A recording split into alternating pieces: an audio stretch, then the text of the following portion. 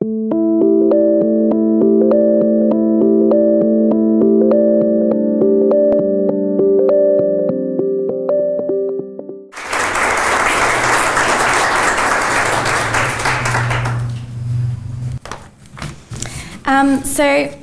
I have a few different parts to the talk that I'm going to give for you this evening. The first is just a very brief kind of background on social enterprise, what I'm going to call the light and the dark, hinting at, as Ben suggested, a slightly more critical but not necessarily negative perspective on social entrepreneurship. From there, I'm going to talk to you about the Social Studio, an organisation that I helped to start in 2009 and I'm still a board member of. And I'll also give you from there some insight into thoughts that I have about different models of scale and replication in social enterprise. And I'll talk to you a bit about some of the challenges and complexities of trying to really hold close the social mission in social entrepreneurship. After that, it would be great to have more of an open discussion and conversation with you. So as I'm sure you all know, it's estimated that in Australia there are more than 20,000 social enterprises operating and contributing 2 to 3% of national GDP. The sector has seen significant investment from both public and private sources, and there is growing interest in large-scale policy development to further support the sector. Social enterprise also has the potential to support sustainable economic development by privileging cultural and social goals alongside the quest for economic growth. Sort of the holy grail, can we have it all? However, social enterprise also has a dark side, including the demise of values around social welfare in favour of profit-driven motives in the social sector, the outsourcing of what was once considered to be government services, and the perpetuation of inequalities between those that manage and those that benefit from these enterprises. Conforming to a logic of economic growth over social, community and cultural values. As researcher and commentator Marie-Lisa DeCaney observes in her study of social enterprises that work in communities experiencing poverty, and I'm quoting, "Social enterprises that engage the poor as passive beneficiaries have a tendency to foster subservience and dependency that may lead to a hardening of social exclusion." In this light, it is perhaps not surprising that social enterprise literature has emerged predominantly from the field of business management. As a result, there's a strong body of work that examines the structures and processes of managing social enterprises.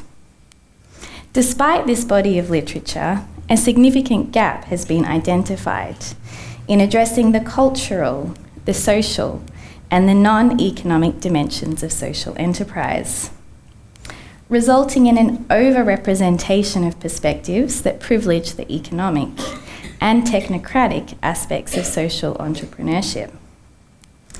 And I'm particularly interested in this in the context of the arts, which is the area that I work in. Art has a long history of challenging, transforming, and exceeding conventional understandings of value, both economic and social. So in my talk today, I hope to address this gap somewhat by exploring the potential role of creative social enterprises in contributing to sustainable community development at the same time as activating positions of critique and political engagement. And I'm going to do this mainly in relation to the example of the Social Studio. However, I'm drawing upon a range of research into social enterprises, both in Australia and overseas. The inclusion of differing and marginal voices is crucial in the context of social enterprise. which often has the aim of serving marginalised communities or transforming disadvantage. However, many social enterprises are formed without a deep engagement with local context and managed by people with high levels of what you might call social capital. John Huggett, an advisor in the field of social enterprise in the UK, warns against what he calls the tendency to celebrate the heroic individual in philanthropy and social enterprise, which often inflates the perceived importance of highly educated, articulate, and networked individuals. As he argues, this focus on the meritorious individual is often at the expense of valuing the collaborative work and efforts of the communities who are supposed to benefit. He calls this a meritocracy, and he says, I'm quoting, "Meritocrats in government and philanthropy give support, contracts, and capital to those they trust. Trustees are usually well-spoken and well-heeled. Award ceremonies can show a hierarchy, with the great and the good at the top, the entrepreneur in the middle, and the beneficiaries at the bottom.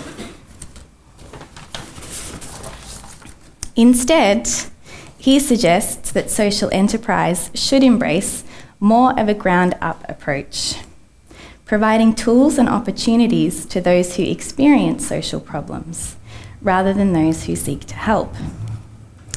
And this is a question of power that lies at the heart of not only social enterprise, but also at the heart of the notion of welfare itself, delivered across a range of social and organisational platforms. Are those who are supposed to benefit from social enterprise active in setting the direction of the organisation, therefore transforming their relative social position? Or do they become passive recipients of support, maintaining the status quo? A further problem related to the cult of meritocracy is the assumption that for a social enterprise to be considered successful, it must generate enough financial return to grow. In fact, when you look at research data internationally, what's revealed is that the majority of social enterprises are actually not profit-making. And many of them have organisational models that reflect this reality. These findings reflect the lived experience of many social enterprises that I have worked with, and which provide incredible social and community outcomes. So this is not to say that social enterprises should not try to make money and become sustainable. But without a core focus on social impact, they are just businesses and in fact can do more harm than good. So that's a bit of a background that I'm going to set you off with, and it might help to understand some of the perspectives and approaches that we've taken with the Social Studio. Okay, so this is just the website for the Social Studio to give you a little bit of background. So the story of the Social Studio started in 2009, a year and a half after I finished my PhD. Alongside my studies, I'd been working in social enterprise and community development for a number of years. I'd been working in migrant settlement and had been unbelievably struck by the high levels of unemployment that a lot of new migrants were facing, and especially those from humanitarian migrant or refugee backgrounds. Now this rate varies from, at the lower end, it's quoted to be between 15 and 20% rates of unemployment. At the higher end, in particular areas of greater disadvantage, it's as high as between 40 and 50% unemployment. There was an urgent need for employment opportunities and work, and at the same time, very high levels of high school dropout for young people who'd arrived as teenagers in Australia. The reason for that, well, the reasons are many and complex, but in particular, young people arriving in Australia as migrants are often placed in age-relative classrooms, and having spent many years between leaving their home country, living particularly in humanitarian camps, having missed out on numbers of years of education, and most often finding English as a second language, suddenly being in, say, a 15-year-old being placed into a Year 10 classroom without additional support meant that a lot of young people were set up for failure. There was definitely a need for alternative educational models. A number of initiatives that I'd been involved with were working in some senses, but the opportunity for people involved to transition from these sorts of programs, often short term, into the workforce or mainstream education were lacking. The social studio emerged as a sort of madcap idea that lots of people believed in and helped make happen. So there was no other example like this in existence. It was a completely new idea and new model. The social studio is a social enterprise in Collingwood in Melbourne, born out of the creativity and talent of young people who've experienced being a refugee prior to migrating to Australia. I'm quite careful in the use of the word refugee because I'm aware that for a lot of people it's an experience that they go through and it's not a label. It doesn't define who they are. Unfortunately, the term is often used as a label and that can be quite counterproductive. The social studio is a fashion label.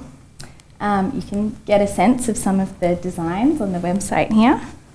It's also a clothing shop selling the fashion label and also other emerging designers. It's a cafe, it's a digital fabric printing studio, it's a school that delivers TAFE programs in fashion in partnership with RMIT School of Fashion. It's a community drop-in centre, and it's also a second home for many of the people who work there. So it's a complex hybrid model. It's not particularly streamlined or simple or easy to replicate. I've been involved in the social studio journey from the initial idea through to today.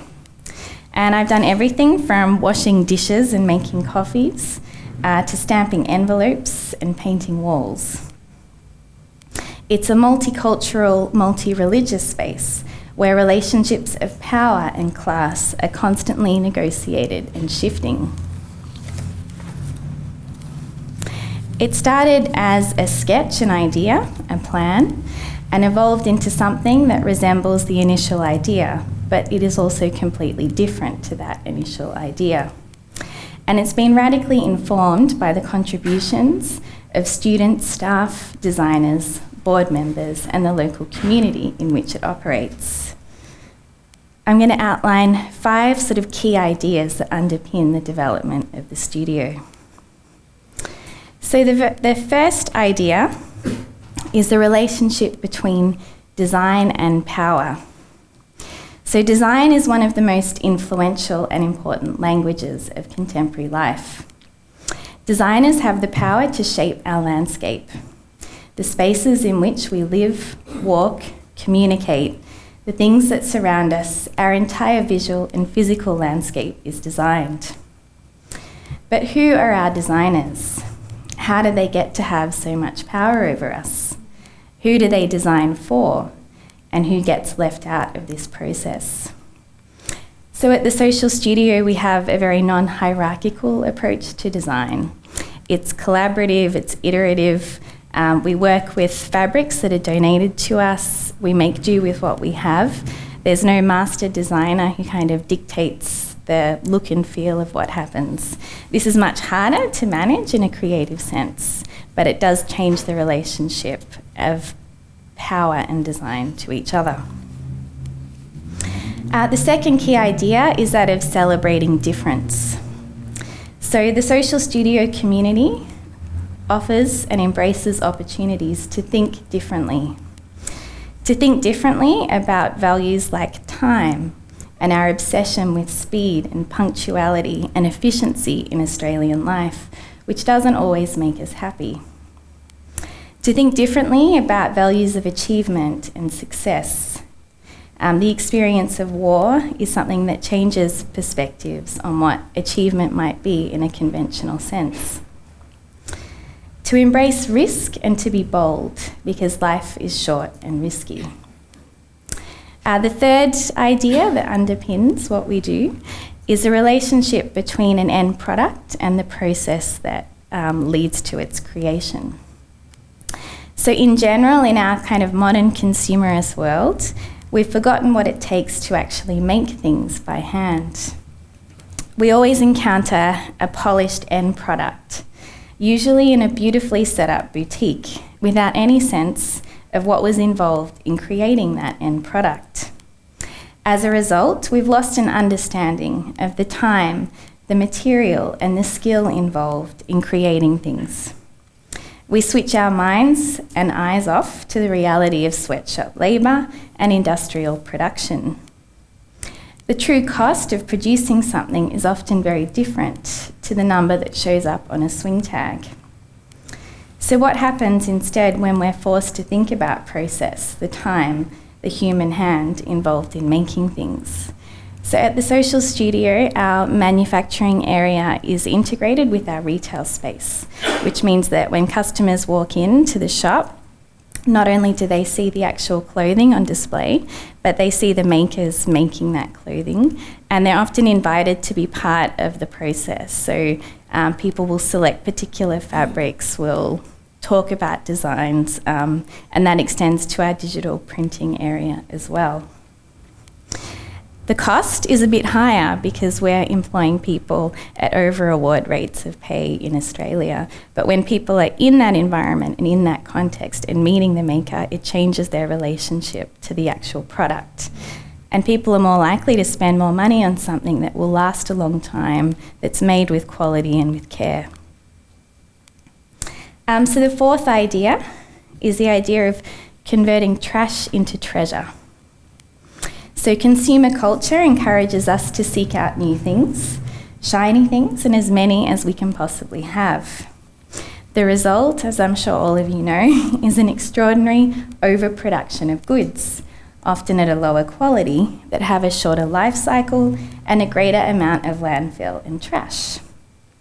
In the fashion industry, this involves the waste of millions of tonnes of fabric every year. What happens instead if we treasure our things, if we make things of higher quality that last for a longer time, if we repair and revalue old things and make them new again? The final idea that underpins the work of the studio is that of community. So we often take the idea of community a bit for granted. We don't necessarily realise that our networks of friends and family structure many of the opportunities that we have. It's said that between 60 and 70% of jobs are not advertised. Instead, we find out about them through word of mouth, through friends of friends or family, through simply knowing someone. What happens if life circumstances separate you from your community and you find yourself not knowing people? Suddenly a lot of opportunities disappear. Money is a somewhat finite resource, but the resource of people is potentially infinite. So these 5 factors or key ideas help to tell the story of what the Social Studio is and why we exist. But to bring it to life, because as I've sort of hinted at, it's very much a community effort and it's a very vibrant and dynamic place. And I can't really do justice to it as a single person standing up here talking. I'd like to show you a video from one of our fashion parades.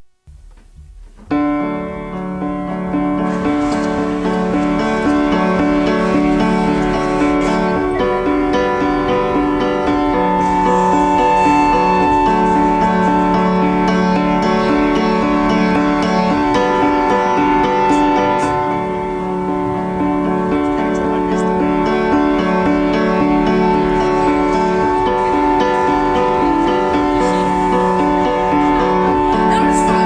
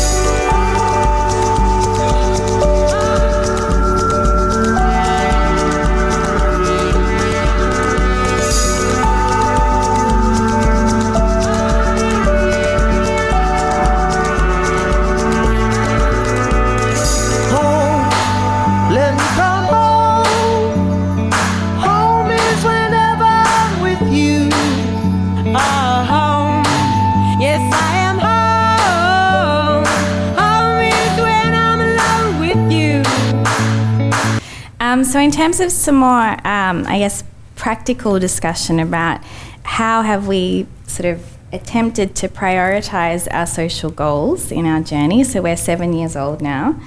I thought I might just talk to you a little bit about the idea of expansion and how we've responded to that. So there's a lot of interest in the social enterprise sector in the idea of scale, of projects that are scalable, of growth, and of trying to achieve impact on the biggest scale imaginable. Now, as I hinted at earlier, the social studio is a model that's quite complex, and it's complex by design. It's complex on purpose because it's addressing a whole range of quite complex and local social and cultural issues. We have grown in our own small way, but even that has caused a number of interesting tensions and challenges. So when we first moved into our shopfront on Smith Street in Collingwood, it was a tiny single-fronted shopfront, about, I think, 70 square metres. We had the retail shop in the front, a manufacturing area, which was also our training area, in the middle, and then all the way out the back and down a set of stairs, we had our little cafe. So customers would walk through the retail shop, past the manufacturing area and down a set of stairs to get their coffee. Now, it was great because the rent was really cheap, and when we first started, we opened up without enough money to cover rent for a full year. So we needed to be able to do things minimally and in a sort of resource-minded way. But we quickly outgrew our size. So one of our board members climbed up onto the roof of our shopfront one night and peered through the window and discovered that there was an entire second floor to our building that was vacant. The staircase had been taken out and it had just been left dormant for probably about 10 years. So we contacted the landlord and said, what about we strike a deal? We're happy to pay more rent if you can put the staircase back in and make that second story livable. So he agreed to do that, and that meant that we were able to move the training part of the organisation into a dedicated space, which was important for us because we'd found that combining training with the business side of things caused a lot of problems and complexities for our students, and we wanted them to have a space that was not at all about the business and was entirely about their learning, their making and their experience. So surely this kind of growth, very small growth, moving from downstairs to upstairs, would be seamless, right? No. So just this amount of growth caused a lot of anxiety internally within our team.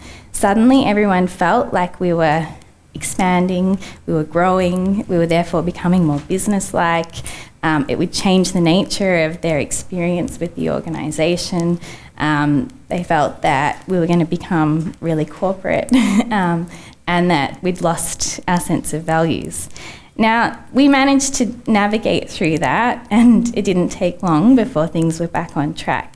But that's an example of how quite a small change can have a big impact, particularly on an organisation which is really trying to engender a sense of ownership, community and trust with all of the people involved. If we had have taken a more sort of franchise approach and started opening up social studios in every suburb or shop corner, we quickly would have lost the actual community that we were there to serve. And so what we did instead was we've worked with a couple of other communities who've wanted to start up a similar type of organisation. And instead of us coming in from an outside sort of top-down perspective and saying, yes, we've got the skills, we're going to help you, we've talked to them about the particular issues that they face in their local community. We've encouraged them to set up their own organisations independently with boards that reflect leaders from their local communities and stakeholders, particularly those that are supposed to benefit from the particular activities of the organisation.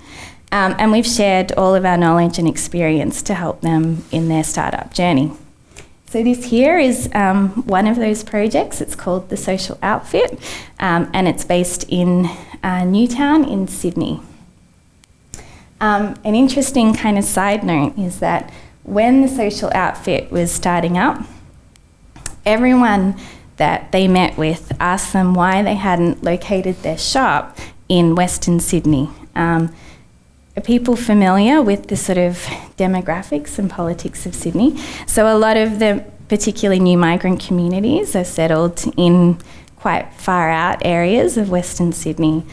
And it hadn't occurred to anyone that it's actually a good idea to bring those communities into the heart of the city and make them a part of the industry, the business, and the mainstream community. And instead there's this ongoing thinking that, segregates, marginalises, and almost ghettoises new migrant communities. Another example is the Twitch Women's Sewing Collective in Dandenong. Their website is their Facebook page. That's why I've got the Facebook page up. So this was started by a woman called Abuk Bol.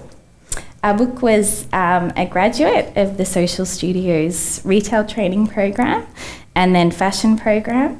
And then she became an employee in our manufacturing team and basically learnt the entire Social Studio business from the inside out, and then took that knowledge to start up her own social enterprise, which was in Dandenong and is now in Noble Park, and is run entirely by women from the South Sudanese community. For us, that is a truly sustainable and impactful way for our model to sort of scale or grow and replicate without a sort of necessarily being able to show in financial figures scale in a conventional sense.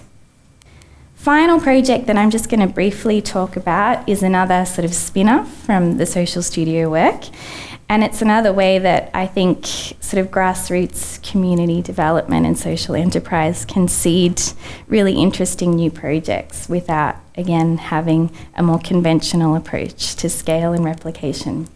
So a couple of years ago, an advertising company came to the Social Studio and said, "We'd like to offer our services to help you do something. What would you like us to do?"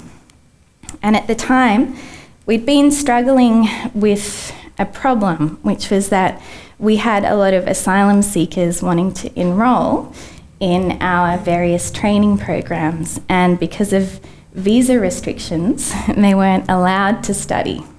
So they were allowed to be in Australia, but they weren't allowed to study, and they also weren't allowed to work. So it was quite, frustrating to us because we had all these programs and opportunities available, and we couldn't actually allow people formally to be involved. We still could have them come in and participate in work experience type programs, but it wasn't the same thing. So we said to this advertising company, it's really hard for us to deliver on our social mission when government policy is the way it is and is so restrictive and undermines all of the good work that we're trying to do. So the best way that you could help us is to actually try to develop some advertising campaigns that would help raise public awareness about the human rights of asylum seekers and their experience.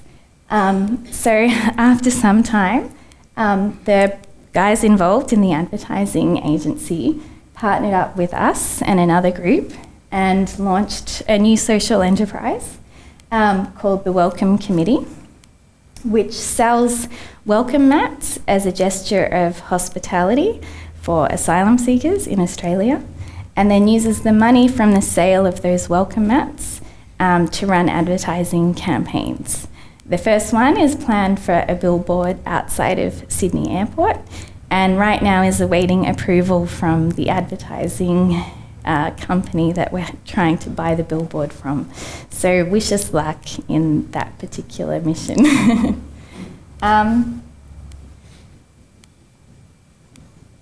So I'm just going to briefly wind up the me talking at you part of this presentation to then enable you to start asking me questions.